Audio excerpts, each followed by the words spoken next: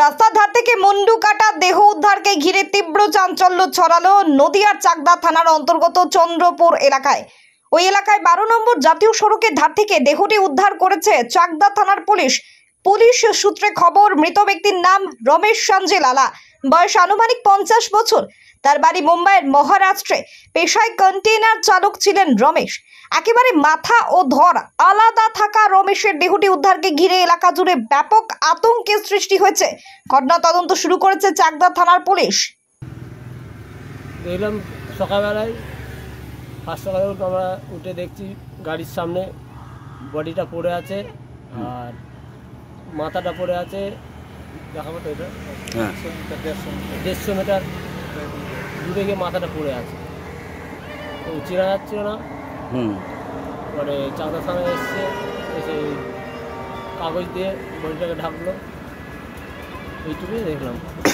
এটা কোন জায়গা? এটা চাকদা চন্দ্রপুর। চাকদা চন্দ্রপুর হাই রোডের সামনে? হাই রোডে। আচ্ছা, বলছি মানে মুন্ডু কি দেখলে? কাটা দেখলে নাকি ছেঁড়া টেরা দেখলে? মুন্ডুটা বুঝতে পারছি না, কাটা না ছেঁড়া এটা বোঝা যাচ্ছে।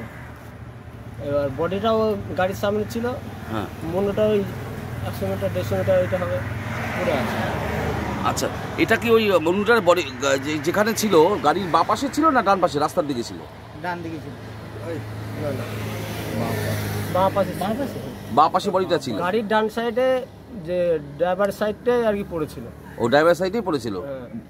আচ্ছা, ড্রাইভার সাইডের সামনে বডিটা পড়েছিল। আর মুন্ডুটা প্রায় 150 মিটার দূরে। 150 মিটার দূরে।